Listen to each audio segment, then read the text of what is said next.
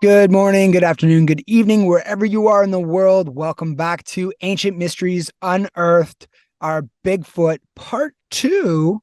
We got into it, and turns out that 45 minutes just is not enough time to cover Bigfoot. So, Chris, how are you doing today, sir?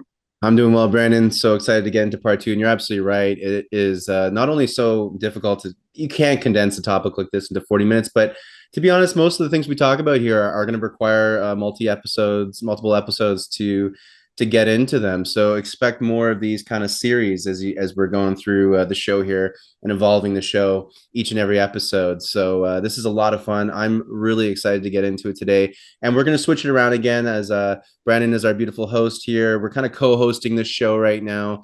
And on this episode in particular, just like the last one, I'm going to take more of the reins on interviewing Mr. Sim over here because he is the enthusiast in this area far more than myself, although I'm absolutely just loving the information that's coming through here. So I'm enjoying this a lot and looking forward to getting into it. So once again, I'm a enthusiast. I'm a wilderness enthusiast, and to be a true wilderness enthusiast, it's just a matter of time before Bigfoot comes into question. Of course, you're gonna have a lot of skeptics out there. People say it's hogwash. I tree planted for years in the north of British Columbia, and the locals there kept talking about Bigfoot. And anytime I was in a bar and there was a First Nations elder, someone in their late 60s, 70s, I'd always buy them a beer and I would ask them questions and be like, tell me to go away if you want, but what do you know about Sasquatch? I love it. And a lot of the times the answer was, when will you guys figure this out? Like, why do you not believe in this stuff? Like, that was their a lot of the times that was the answers I would get is like, when are you just going to accept that this is real? So that launched me into this long enthusiasm, because I am not an anthropologist. I am not a cryptozoologist. I'm just a curious actor and screenwriter. So um, on the last episode, I was telling people about a time where I was on a canoe trip and we were in the French River on some crown land, and some cops called my tripping partner's wife, and asked if we were okay and that people don't come around here this time of year, and I just want to make sure they're alive. So it was a very bone chilling conversation she had, and we were out of cell range, so we had no idea. And that night, or that day, sorry, when I was back setting up some of my camping equipment, we heard these loud roars echoing, bellowing through the woods, and we pulled up the clip of an Ontario Sasquatch reported noise in the woods, and it's the closest thing that I've heard. So just to give you guys a point of reference. Oh my God.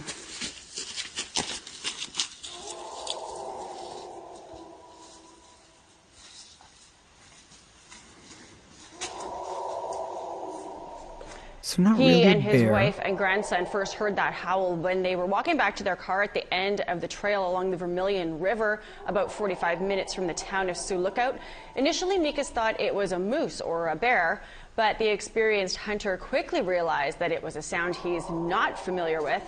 Mikas posted two videos on YouTube where they have since gone viral, racking up 2 million views.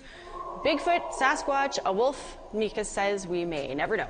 I'm going to go back to the beginning of that because obviously this is coming from APTN News, so they're talking over it. Let's just listen one more time to So some sounds here. APTN News is yes, they have a First Nations that's their kind of motive. So it's interesting that they're the ones covering this and not really the mainstream. Yeah, just like you said at the beginning, right? When will we figure it out? Right. Oh my God.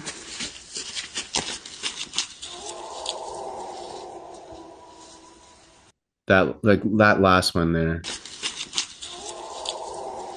Yeah, so very similar to my experience. What is that? It was happening about every 3 minutes. And once again, not a bear. Bears grunt and huff and puff a little more. Definitely not coyote or wolf. And it doesn't sound like mountain lion either. So you start to eliminate these possibilities, and you're left with curiosity. Once So again, yeah, go for it. I'm just curious. So we were talking offline before we started recording, everyone, that there's some really interesting reminders that I think we should remind ourselves about throughout our history of creatures or animals that we now regard as absolutely normal, completely accepted as a part of the planet, the animal kingdom, but they were considered monsters, cryptids, whatever. They were considered not real. They're in the category of where currently Sasquatch, Bigfoot is now. Brandon, what were those animals, just for the audience? Yeah, so probably the most famous, well, there's two that stick out to me the most. First of all, the giant panda of China. Um, Modern civilization, what we would call the mainstream, did not believe in it.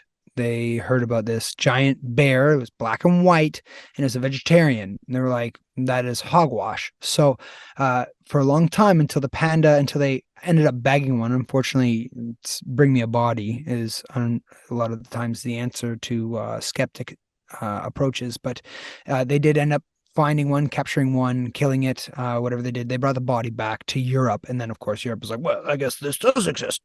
Although people in China are like, what are you talking about? There are pandas. We know there are pandas.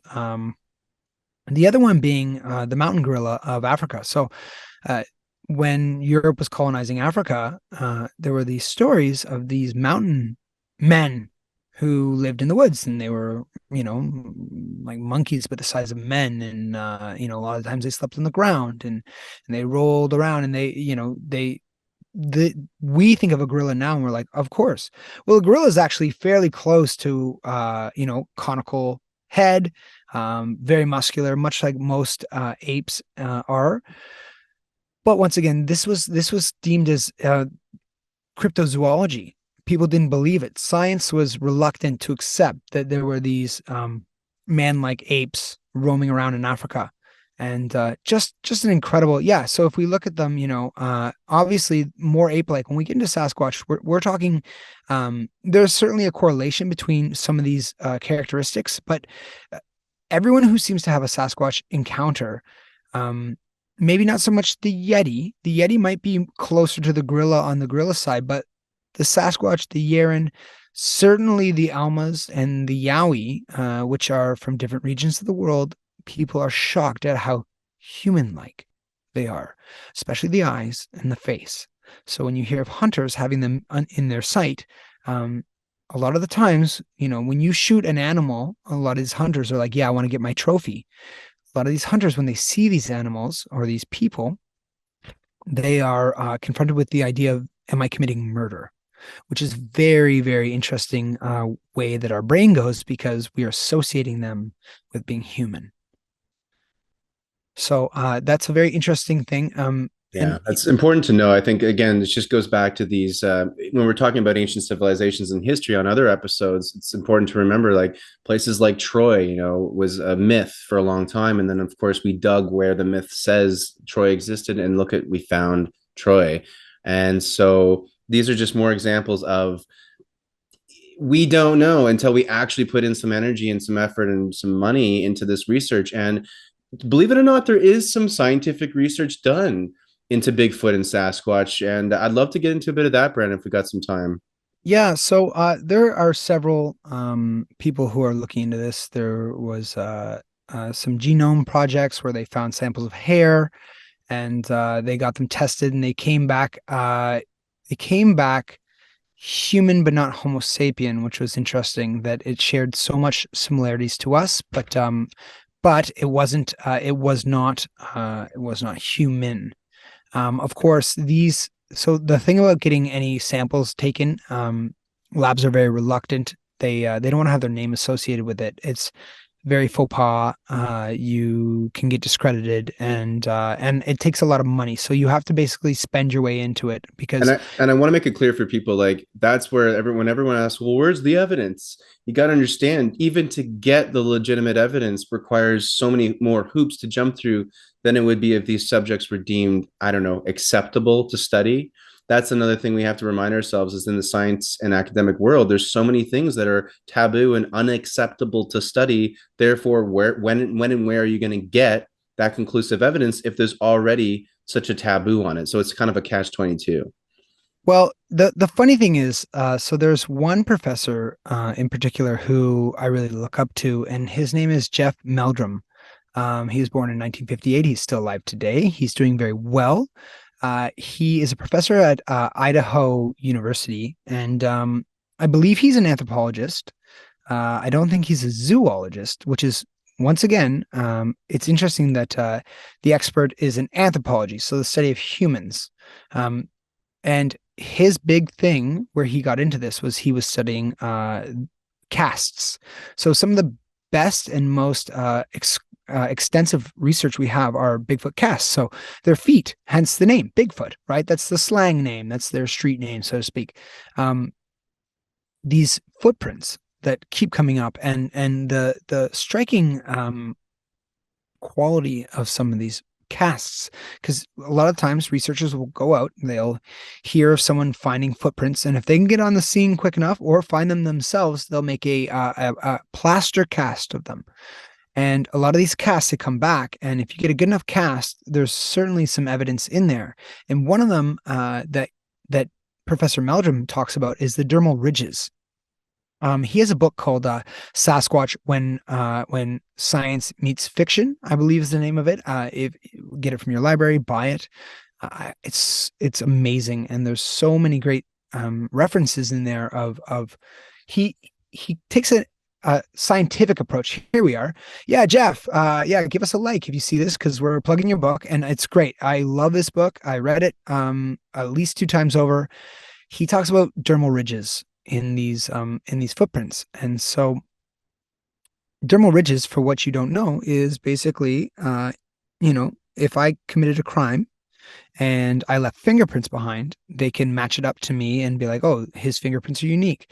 So dermal ridges are the same thing. That's what that is. And it's on your feet as well. And these casts are leaving this behind. So to think about hoaxers, right? Because you talk to someone who's skeptical, and the great thing about skeptics are that they just want to say no without looking into it at all, because it's preposterous to look into it.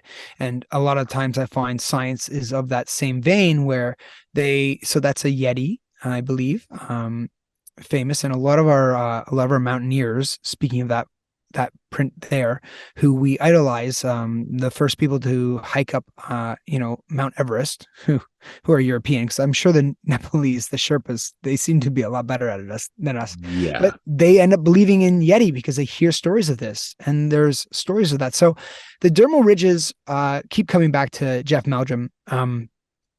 It's really hard to fake that. And the amount of money you would need to have, not only are you faking a footprint and doing it well, and then putting the weight behind it that you would to emulate a 1,000+ pound animal, and then to have the stride, and then to be out in the middle of nowhere and do this, and then hope that somebody finds it.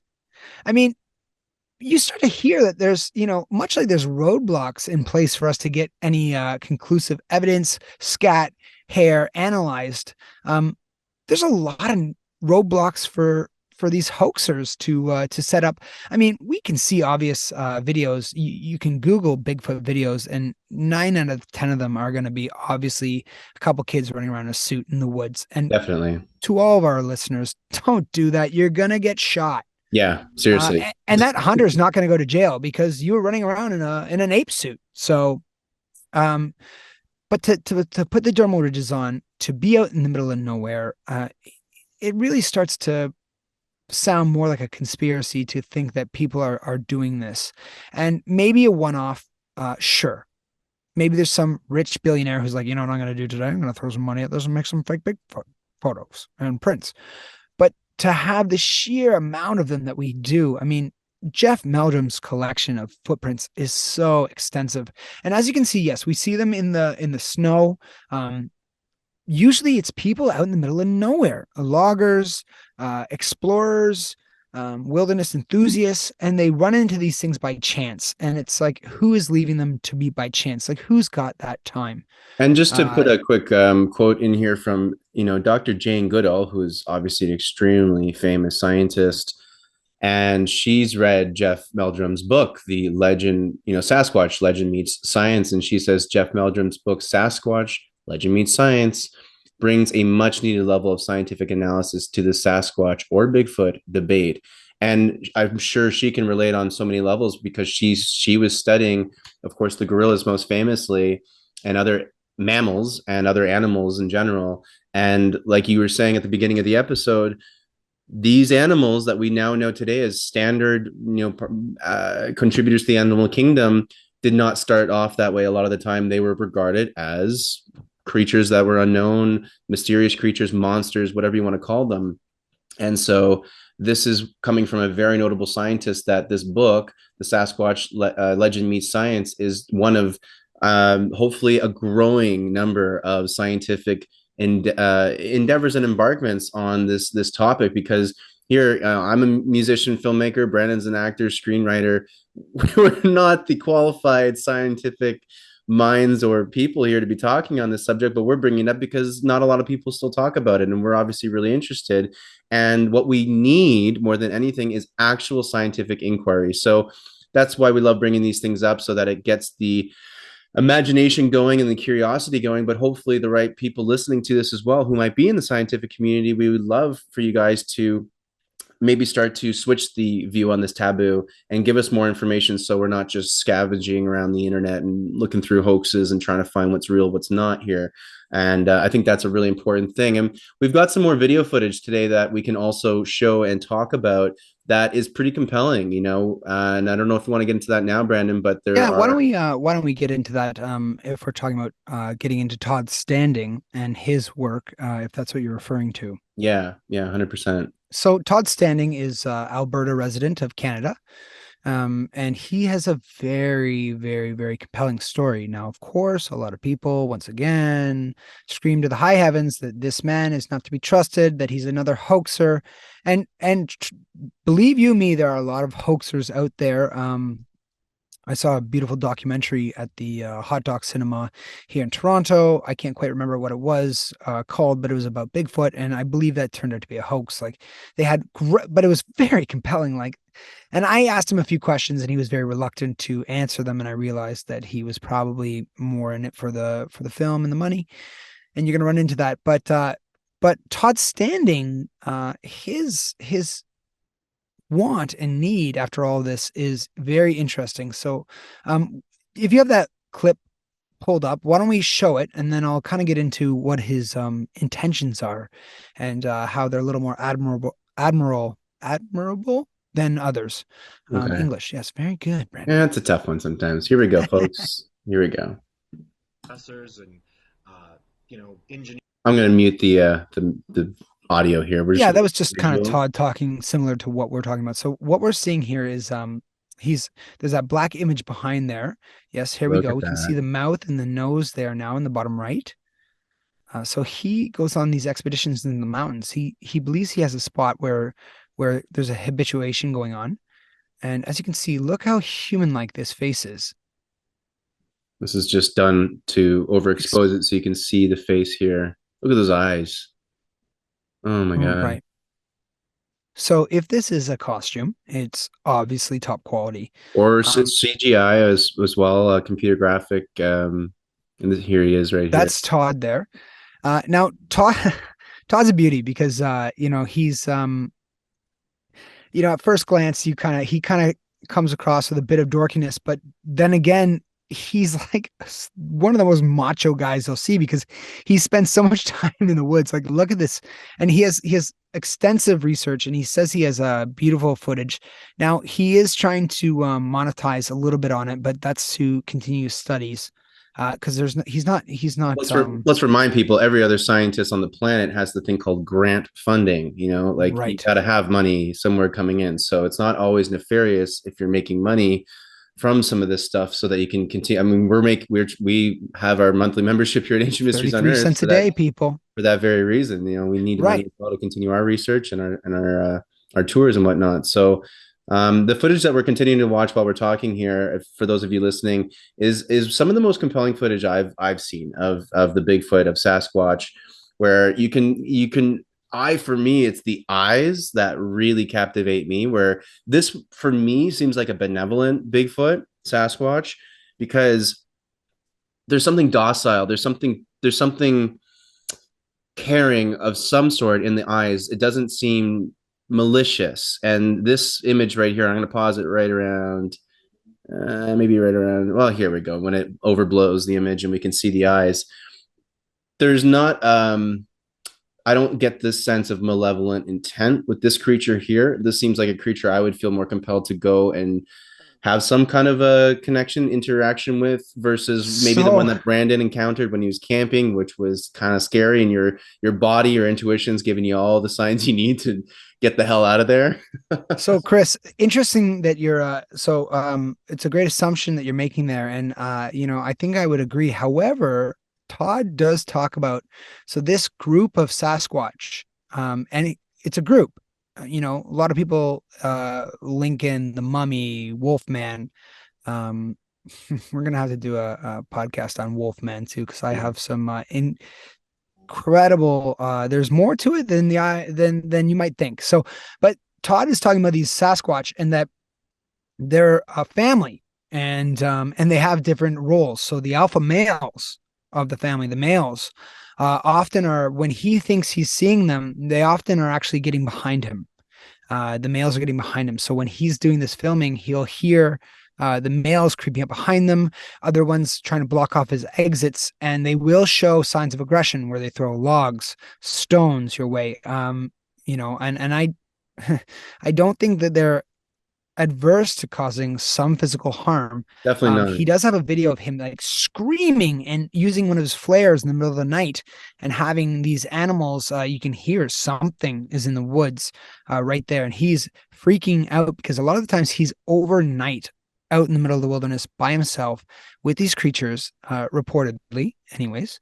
And yeah, so when they're exercising caution with him as well, right? Because whereas you're like, I think these guys are benevolent, the Sasquatch as well, they have kids, and they're like, I don't know if Todd is benevolent, and what happens if he brings more humans? Because I'm sure a lot of the times they've seen that where there's one, they'll see a surveyor come out, and then the loggers come out, and then the habitat gets destroyed, and of course that would be their home. So and think about that from their perspective again, like, why, are they necessarily evil beings, or are they just, through our history as humans being, how we are, unfortunately, these beings are being protective of their home, and of course their kin, their loved ones.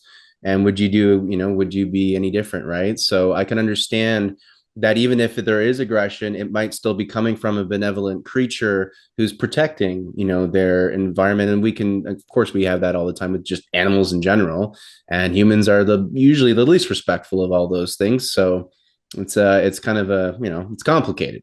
well, you think about it. Okay, you want to build a house, right? You got to dig up the land.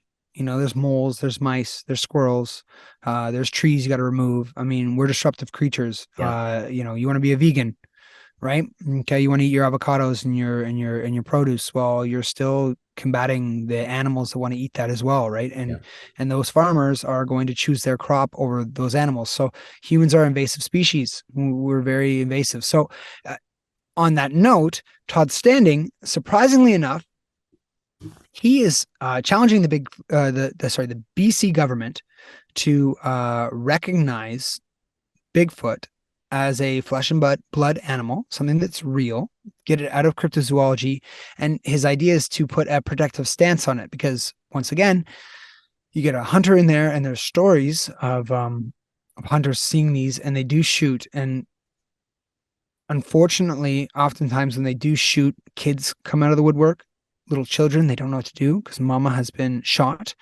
And they usually don't keep the body. They usually freak out because they feel like it's murder. So Todd, if he is a hoaxer, and this is like where my mind goes, if you are a hoaxer and you're doing all this amazing research, and you have people like Les Stroud, one of my heroes, Survivor Man, by the way, if you're American or from another country and you don't know who Survivor Man is, check out Survivor Man, Les Stroud. And also Les, we've met before, buddy, and everyone should check out his music as well on Spotify, as well as Chris Noble's, frankly. Some great stuff on there.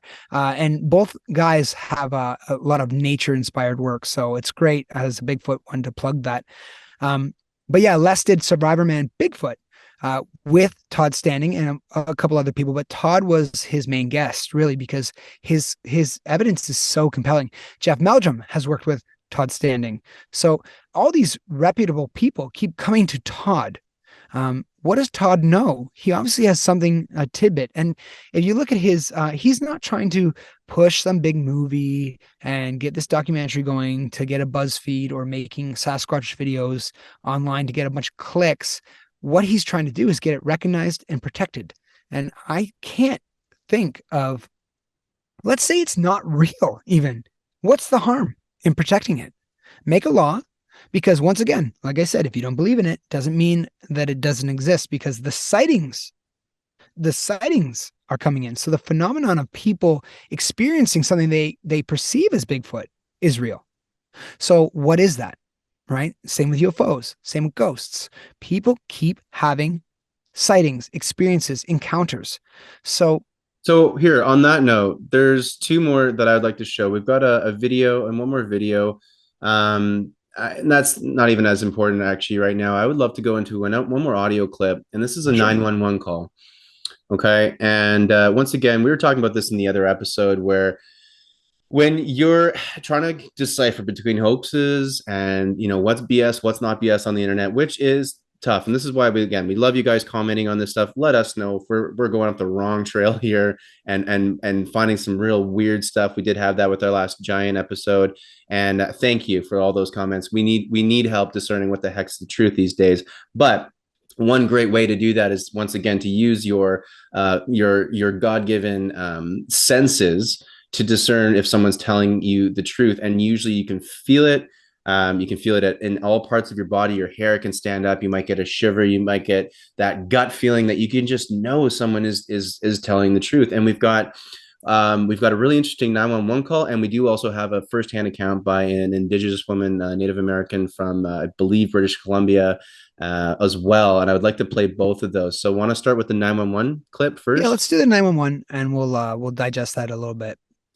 Okay, so audio. Hold on, I got to make sure the audio's on, of course. Yeah, sure, Sam. Good. Yeah, so just listen to the emotion behind this person, and we'll go from there. 911, what are you reporting? With someone or something crawling around out here. A person or an animal, or? I can't tell. All I know is my central light came on, and I just happened to glimpse and see this thing running across the yard. A good-sized man, or something that looks like a man. I don't know what it was. Just that it ran across the yard. Jesus Christ! You better see him. Hello? Get somebody out there. What's going on now, sir? That son of a bitch is about 6'9". I don't know. You see him now, sir? Yes, I'm looking right at him. Okay, hang on. He's right. Is he in your yard, sir? Yeah, God, he's big. Okay, what's he in your yard? He's looking big.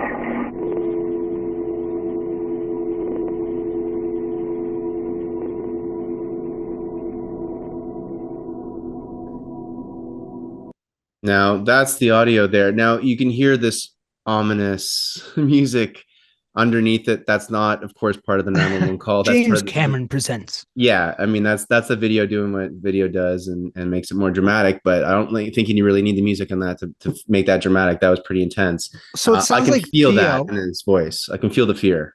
And it sounds like, I mean, to as an actor, okay, to call 911 and to go through this and to have, like, you can hear that he's doing a great performance because he's not really using his jaw. So he's country folk. You can kind of tell he's got that slack jaw. Throughout he randomly calls to what sounds to be like his dog, Theo, do not go out there. And he's trying to, he sounds like a skeptic. He's like, it's a man. I don't know what I'm looking at, but it's big. Jesus, get someone out here. So 6'9", maybe more. Right. So once again, as an actor, okay, I spend a lot of time honing my craft, and I have so far to go, people. And Chris, you've cast me in your films. I try and be good. That's what I try and do. Try and bring reality. Thanks. Try and bring it all to the camera, right? So to have people have the inflection and the performances, that's a good performance. As far as someone who thinks they're calling 911, is unsure of what's going on, and then is starting to realize that it might be more serious than it is. Great performance. If you were to send me that script, I probably wouldn't do it as good as he did. No, it was fantastic. Either that or it's actually real. Right. So I'm going to lean towards real, because once again, most people are not Oscar-winning actors, No, and they're not. yeah, No, they're really so, not. So in the interest of time here, we yeah. got Once another again, really we're interesting munching it up. Good topics. Good topics. All right. So, folks, here we go. This is another encounter, and this is now more of an interview style. I really hope I have it here. Yes, I do. Okay. So this is an interview style of a woman who had a Bigfoot or a Sasquatch, more specifically, encounter. And here we go. Let's just play it, and we're going to talk about it afterwards. So you can listen to it, of course, on the podcast, or if you're watching this on YouTube, check this out. Was about, I'd say about 11 years old. Me and my younger brothers and cousins and friends, we were out in our chicken coop that wasn't quite finished, so the windows were open. And we were playing in there. It was kind of cold. It was in March. And we're flying a kite. And we only had one kite, so we were all huddled around this one kite. And we let it out as far as it could go. And then as we were reeling it back in, because we started to get cold, one of the kids, he looked this way. He looked down the road. And he said, "Who's that? Who's that guy watching us over there?" And we all looked, and we were like, we didn't know who it was, but whoever it was, he was really big. He was tall, taller than our little fence pole, came up to him about to here. And the fence pole, we later found out, was about 5 foot something, maybe 8. He looked kind of hairy. He had no neck. His neck was really short like that.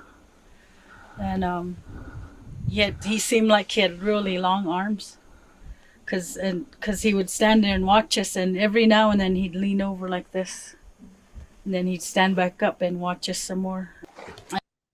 So this is a 9-minute video. I'm stopping it just at a minute 20 because we have some time, and there's already a lot of really great information here. We're gonna have the link to these videos and, of course, the clips that we're talking about in the show notes, everybody. So follow up on this as much as you want. One thing that stood out to me immediately was when she said that there were these poles that were about 5'9", and the pole came up to, now you couldn't see it because the frame of the video was right at her head, so it stopped at her jaw and at the top of her head. It's a tight shot. She was putting her hands somewhere around her waist or her stomach area. Okay, if the pole is 5'9" and it was up to the Bigfoot's stomach, or let's say at the most sort of the breast, the chest area, that's easily a creature that's well over 7 feet, right? Or certainly high up there. So that's already giving you an indication of the size, the way that she says, like, these shoulders were so high up. The description's really, really interesting, No right? neck, covered in hair. Covered in hair. Curious about children. Once again, going back to a lot of the lore.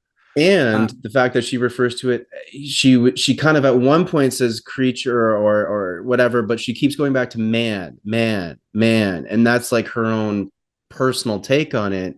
More human than not, but not human. Clearly, it's interesting. It's like this middle. There's something very.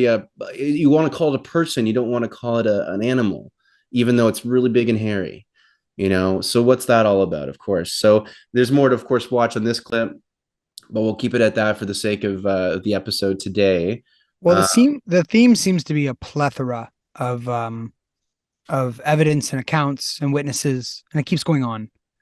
I remember actually when I was a kid, I must have been 8 or 9, and I was staying at my neighbor's. I grew up outside of a town called Uxbridge, Ontario. A lot of woods, and the neighbors were cottagers. So in the summertime, they'd come up, and it was a big deal for us because it'd be kids our age next door.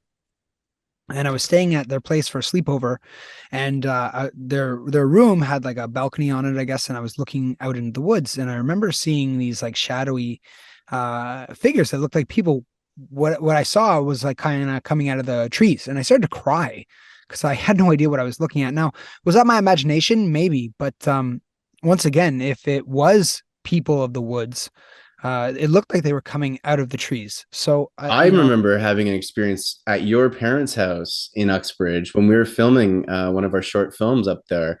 And it was before we started shooting. We were hanging out on your kind of like a patio that's Yeah, the screened outside, in porch. Yeah. screened in porch, and we heard some really bizarre sounds that when at night sometimes you hear the frogs doing their thing, and it's got this almost like a low croaking sound. It was like that, but different, and definitely not frogs that we're familiar with. And it was one of those, again, those sounds where you're like, what in the hell is that? I could not tell you what it is. And Brandon and myself, of course, being the guys that we are, look at each other with that. This could be Sasquatch. You know Everyone what's else funny, on the film Chris? shoot's like, guys, you're nuts, you're crazy. So sleeping out on that back porch, I would get the heebie-jeebies. I'd hear cracks and bangs in the woods that I wouldn't hear sometimes out in the middle of nowhere. So yeah, I agree with you. There was some weird things going on at that property. It's thus been sold from the family, so we can't go there now. But yeah. So it goes back to show you that they can come up anywhere. They can come into more city like or township dwellings, or you can see them in the middle of the wilderness. But what they seem to be so good at is being unbelievably elusive if they want to be.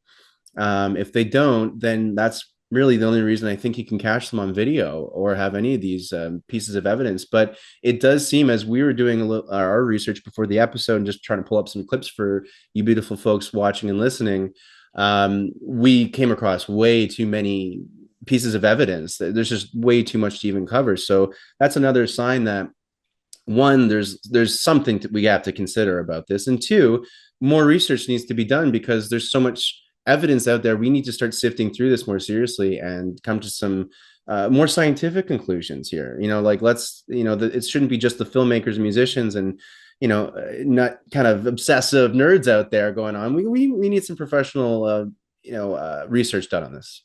Well, and there's shows, there are reality shows, but they're exploiting people like us who want to know more, gone squelching. Oh yeah, they like the cans of mackerel. Obviously they get these like entertaining characters rather than people like Jeff Meldrum and other people. But Ancient Aliens has a good episode on Bigfoot and Sasquatch. But once again, pan cultural. So we have the Yeren from China. We have the Almas, we have the Yeti, we have the Yowie from the Australia region, we have the Bigfoot, the skunk ape. It keeps going on and on and on.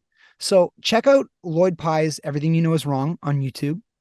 Great resource for this. Once again, I was actually going to say really quickly, because we're running out of time, as far as Ancient Mysteries Unearthed is concerned, the ancient connection to this is the oldest piece of literature that we have, the Gilgamesh epic from Sumeria. Gilgamesh's best friend, Enkidu, is a wild man who was covered in hair, who they shaved, they put oil on his body to help his skin, and clothed him. And he was known to be a wild man. So this history of the wild man, it's always man.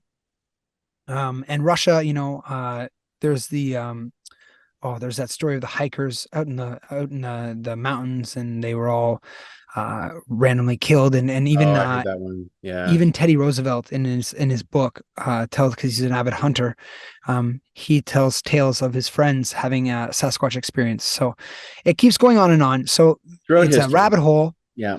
So have fun getting into it. Enjoy everybody, and thanks for again for watching, commenting. Your comments are really helpful. We're just getting started here, and it seems to be getting a lot of traction already. And everyone's comments are really adding a lot to not only our show and making it better for everybody here listening and watching, but it also just allows us to get a better sense of what are we dealing with. Some people have had experiences or know about information that we simply can't even find on the internet, or at least don't know where to look because there's so much. So please, thank you so much for commenting, subscribing, of course, to the channel, or listening to this on any of your favorite podcasting apps. Like Brandon says every episode, I'll plug it this time. We do have the Ancient Mysteries Unearthed membership, which really allows you to connect with other like-minded, curious people like Brandon and myself. Sometimes it can be a little isolating being in this area of obsession and research and interest. It's cool to connect with like-minded people. That's what the app is all about. That's what the membership is all about. Consider subscribing to that. First week is free. And otherwise, from my last words here, thank you. Stay curious, everyone. Brandon, thank you Stay so kind. much for all your information too, buddy. Thank And you. It's a pleasure. Ciao for now, guys. ciao for now, everyone. Take care.